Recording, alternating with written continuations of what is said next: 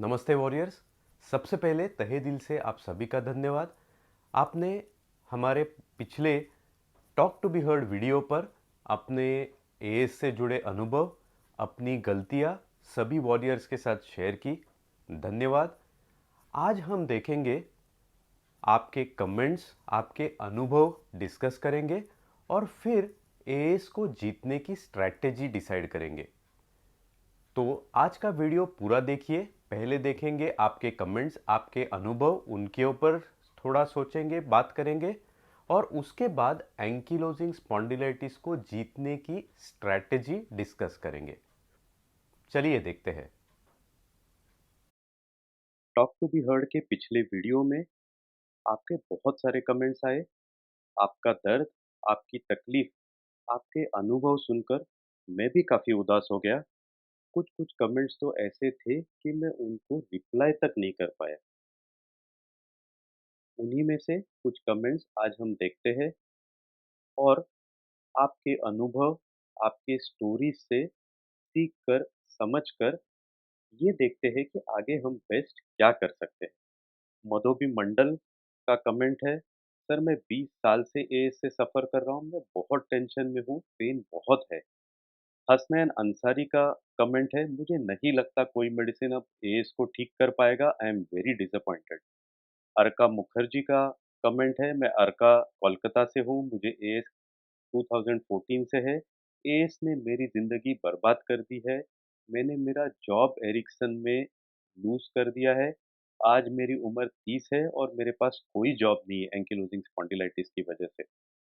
Mister Sharma का question है, उनकी वाइफ हमेशा कंप्लेंट करती है उनके दर्द के बारे में और बार-बार बोलती है कि ये डॉक्टर को मिलने के बाद भी क्यों नहीं ठीक होता है। यमनदीप सिंह कहते हैं, कोई नहीं समझता किसी की समस्या को, जिसको ये बीमारी है बस वही समझ सकता है इसका दर्द। यमनदीप, मधोबी, हसनैन, अर्का, मिस्टर शर्मा, हम सभी आपके दर्द को, आपकी तकलीफ को समझ सकते हैं। एंकिलोजिंग स्पॉन्डिलाइटिस में सिर्फ दर्द ही नहीं होता है, तो एंकिलोजिंग स्पॉन्डिलाइटिस रिलेशनशिप्स को अफेक्ट करता है, जॉब प्रोफेशनल लाइफ को अफेक्ट करता है और सोशल लाइफ को भी अफेक्ट करता है। ये चैनल आप सभी एएस वॉरियर्स की मदद करने के लिए ही बनाया हुआ है। खुद को अकेला ना समझिए, हम सब आपके साथ हैं। आपने ये जो मुद्दे उठाए, इन्हीं मुद्दों के डिस्कशन के लिए हमने एंकिलोजिंग स्पॉन्डिलाइटिस वेलफेयर सोसाइटी और एंकिलोजिंग स्पॉन्डिलाइटिस इंटरनेशनल फेडरेशन के साथ talk to be heard campaign चालू किया है। चलिए और कुछ कमेंट्स की तरफ देखते हैं और समझते हैं कि हमें आगे क्या करना है। उषा यादव का कमेंट है, sir I am a lady, कोई नहीं समझता हमारे पेन को। जब रिपोर्ट देखते हैं तो वो ट्रस्ट करते हैं कि कोई प्रॉब्लम है। वेरी सैड, बट हमें भी अपनी प्रॉब्लम पर काम करना है। कोई क्या सोचता है इट डजेंट मैटर। तो ये आपने बहुत अच्छा मैसेज दिया है सभी एएस वॉरियर्स के लिए। आप आपकी एएस की प्रॉब्लम पर काम करना चालू कर दीजिए। कोई क्या सोचता है डजेंट मैटर। अल्ताफ ने काफ़ी सारे कमेंट्स की है, उन्होंने काफ़ी सारी अच्छी बातें कही है। बहुत हिम्मत चाहिए होता है, बार-बार हिम्मत हार कर फिर से हिम्मत जुटाने में। जितना आसान है टूट कर बिखरना, उतना ही मुश्किल है टूटे हुए हालातों में सँवरना।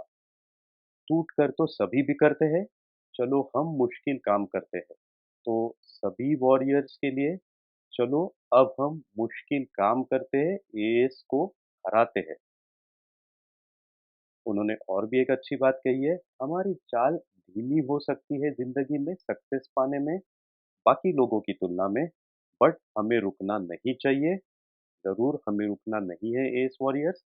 और पंकज शर्मा का कहना है, कभी भी झुकना नहीं और कभी भी रुकना नहीं।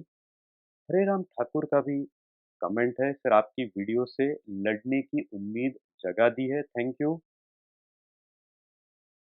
मुझे बेहद खुशी होती है कि इन वीडियो से आप सभी को लड़ने की उम्मीद जगती है और जो दूसरी बात हरे राम आपने कही है उसके बारे में बिल्कुल ही मत सोचिए। तो चलिए हम सब मिलकर एएस को हराने की जंग अब छेड़ देते हैं। रेनी बैसला का कमेंट है, मुझे एएस से जूझते हुए 13 साल हो गए हैं। शुरू में दर्द के साथ दुख भी काफ़ी हुआ, जिससे मैं अवसादग्रस्त हो गया और सामाजिक, आर्थिक, शारीरिक, मानसिक सभी तरह का नुकसान हुआ। मैं इसे स्वीकार नहीं कर पा रहा था। लेकिन जब मैंने सच्चाई को स्वीकार किया और उससे लड़ने का मन बनाया, अपने रूमेटोलॉजिस्ट के बताए नियम और दवाइयों का पालन करते हुए, आज मैं दर्द रहित जीवन जी रहा हूँ और पूर्व में हुए सभी नुकसान की काफ़ी हद तक भरपाई भी की है। बहुत ही अच्छा मैसेज है रैनी आपका। और जैसा रैनी ने कहा, अगर आप सोचो, अगर आप ठान लो, तो आप एएस की सच्चाई को स्वीकार कर सकते हो, लड़ने का मन बना लो और रूमेटोलॉजिस्ट के साथ मिलकर अपने एएस को हरा दो। तो फिर एंकिलोजिंग स्पॉन्डिलाइटिस को कैसे जीता जाए? आपका एंकिलोजिंग स्पॉन्डिलाइटिस अलग अलग स्टेज में हो सकता है। किसी का अब भी डायग्नोस हुआ हो, किसी का सालों से डायग्नोस है लेकिन ठीक नहीं हो रहा है, किसी ने रूमेटोलॉजिस्ट को अभी तक नहीं दिखाया, किसी ने रूमेटोलॉजिस्ट को दिखाकर कोई कारणवश वो ट्रीटमेंट छोड़ दी है, या कोई रूमेटोलॉजिस्ट से ट्रीटमेंट लेकर भी अभी तक अलग अलग रीजंस की वजह से ठीक नहीं हो रहा है। तो जैसे भी हो, उससे बाहर कैसे निकले और एंकिलोजिंग स्पॉन्डिलाइटिस को कैसे हराए, मैं अपना एक पुराना वीडियो वापस आज यहाँ शेयर कर रहा हूँ। शायद आप में से किसी ने वो देखा भी होगा। अगर देखा भी है तो आप ज़रूर वापस देखिए, पेन और पेपर लेके बैठ जाइए, पॉइंट्स नोट डाउन कीजिए और एंकिलोजिंग स्पॉन्डिलाइटिस को हराने की आपकी स्ट्रेटजी आज इस वीडियो के साथ साथ पॉइंट्स लिखकर बनाते जाइए।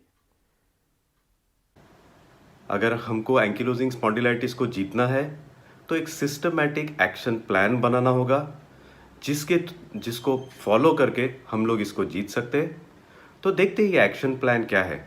सबसे पहले तो एक लिस्ट बनाते हैं कि क्या क्या चीज़ ज़रूरी है एंकिलोजिंग स्पॉन्डिलाइटिस को जीतने के लिए। सबसे पहले, आप एंकिलोजिंग स्पॉन्डिलाइटिस के लिए किस डॉक्टर को मिल रहे हो, रूमेटोलॉजिस्ट को या और किसी को? मैं अक्सर देखता हूँ कि काफ़ी सारे वॉरियर्स ऑर्थोपेडिक सर्जन को मिलते हैं, फिजिशियन को मिलते हैं, फैमिली डॉक्टर को मिलते हैं एंकिलोजिंग स्पॉन्डिलाइटिस के लिए। ये डेफिनेटली ऑप्टिमल बात नहीं है। रूमेटोलॉजिस्ट डॉक्टर्स है जो एंकिलोजिंग स्पॉन्डिलाइटिस का निदान और ट्रीटमेंट के लिए इनकी ट्रेनिंग होती है। तो सबसे पहले अगर आपको एंकिलोजिंग स्पॉन्डिलाइटिस को जीतना है तो आपको रूमेटोलॉजिस्ट को मिलना ज़रूरी है। दूसरी बात, अगर आप ऑलरेडी रूमेटोलॉजिस्ट को मिल रहे हो और आपका पीठ का दर्द एंकिलोजिंग स्पॉन्डिलाइटिस का सेटल नहीं हो रहा है, तो उसकी क्या वजह हो सकती है? एक, आप आपके रूमेटोलॉजिस्ट से आपका डायग्नोसिस, आपका निदान क्या है वो कंफर्म कर लीजिए। क्या वो सिर्फ एंकिलोजिंग स्पॉन्डिलाइटिस है या फिर एंकिलोजिंग स्पॉन्डिलाइटिस के साथ और कुछ चीज़ें हैं जो बैक के, पीठ के दर्द को सेटल नहीं होने दे रही है। ये दूसरी चीज़ें क्या हो सकती है? एक, फाइब्रोमाइल्जिया। दूसरी बात, trigger points. Fibromyalgia, trigger points, दोनों भी चीज़ें हमने पिछले कुछ वीडियोस में डिटेल में डिस्कस की हुई है। मैं उनके लिंक्स यहाँ पोस्ट कर रहा हूँ। फिलहाल तो ये वीडियोस अंग्रेज़ी में है, लेकिन उनके हिंदी वीडियोस में ज़रूर जल्दी ही पोस्ट करूँगा। तो ये वीडियोस देखिए, समझिए कि आपको फाइब्रोमाइल्जिया या ट्रिगर पॉइंट्स है क्या, और अगर है तो आपके रूमेटोलॉजिस्ट से इसके बारे में बात कीजिए और इनको ठीक करा के लीजिए। अगली बात, क्या आप रेगुलरली एक्सरसाइज करते हो? एंकिलोजिंग स्पॉन्डिलाइटिस ऐसी एक बीमारी है जिसमें एक्सरसाइज, कसरत का, पीठ की एक्सरसाइज, कसरत का बहुत इम्पॉर्टेंट रोल है। ये जितनी दवा काम करती है उतनी ही इफेक्टिवली एक्सरसाइज इसमें काम करती है। तो अगर आप एक्सरसाइज नहीं कर रहे हो तो फिजियोथेरेपिस्ट को अवश्य मिलिए, उनसे बैक एक्सरसाइजेस और डीप ब्रीदिंग एक्सरसाइजेस सीख लीजिए। अगला पॉइंट है, काफ़ी सारे लाइफस्टाइल इश्यूज रहते हैं जिनके वजह से पीठ का, कमर का दर्द कम नहीं होता है। तो ये ऐसे कौन से इश्यूज है? एक, आप कितने घंटे काम करते हो? अगर आपका काम बहुत ज़्यादा होता है, वर्क प्रेशर काफ़ी ज़्यादा है आपको, तो ये एक वजह हो सकती है जिससे एंकिलोजिंग स्पॉन्डिलाइटिस का कमर दर्द, पीठ दर्द सेटल नहीं हो रहा है। क्या आपकी नींद बराबर होती है? अगर आप 6-7 घंटे से कम सो रहे हो तो वो भी एक वजह हो सकती है कि बॉडी को सफिशिएंट रेस्ट नहीं मिल रहा है और उसकी वजह से आपका दर्द कम नहीं हो रहा है।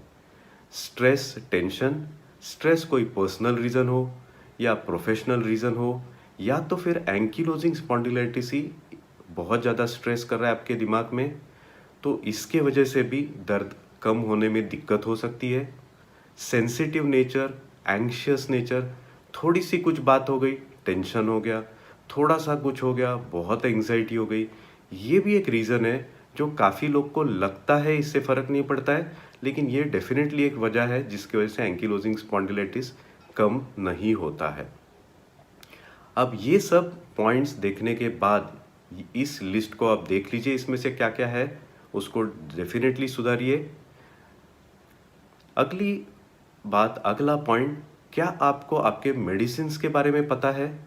कौन से मेडिसिन्स आप ले रहे हो? कौन से क्लास मेडिसिन्स के आप ले रहे हो? क्या आप NSAID ले रहे हो? क्या आप DMARD ले रहे हो? और लास्टली, क्या आप बायोलॉजिक्स के बारे में आपको पता है, बायोलॉजिक्स ले रहे हो? तो हमने इसके बारे में भी पिछले वीडियोस में डिस्कस किया है, तो हमारे पिछले वीडियो ज़रूर देखिए, NSAIDs के बारे में, DMARDs के बारे में और बायोलॉजिक्स के बारे में।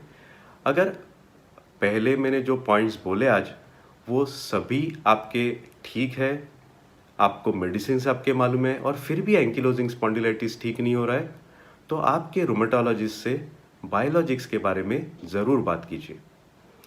इसी के साथ डाइट में चेंजेस से भी काफ़ी AS वॉरियर्स को फ़ायदा हो सकता है। लो स्टार्च डाइट के बारे में हमने काफ़ी सारे वीडियोस देखे कि उसके पीछे साइंटिफिक रीजनिंग क्या है, एविडेंस क्या है और इसको कैसे फॉलो कर सकते हैं। हर एक वॉरियर में ये फ़ायदा करेगा ऐसे नेसेसरी नहीं है, ज़रूरी नहीं है, लेकिन आप ट्राई करके ज़रूर देख सकते हो। अगर आपको फ़ायदा हुआ और आपको कोई दिक्कत नहीं हुई इससे, तो आप कंटिन्यू कर सकते हो। एक बार डाइटिशियन से ज़रूर बात कर लीजिए डाइटरी मॉडिफिकेशंस, लो स्टार्च डाइट चालू करने से पहले, और ये एक अवश्य आप करके देख सकते हैं। सबसे अंत में अगर मुझे समराइज़ करना है ये सब कुछ, तो जो मैंने पॉइंट्स पहले बोले इस वीडियो में वो ज़रूर लिख लीजिए, वो सब ठीक है क्या देख लीजिए। उसके बाद आपके रूमेटोलॉजिस्ट से ज़रूर बात कीजिए। रूमेटोलॉजिस्ट से एक एक्शन प्लान बना लीजिए उनके साथ कि कैसे एंकिलोजिंग स्पॉन्डिलाइटिस को आपको जीतना है।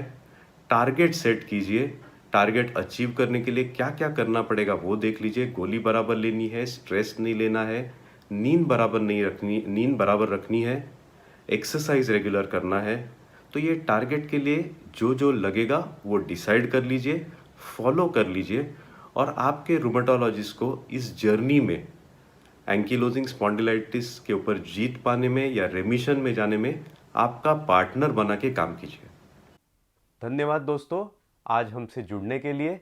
अगले हफ्ते ज़रूर मिलेंगे टॉक टू बी हर्ड के और एक नए वीडियो के साथ। धन्यवाद।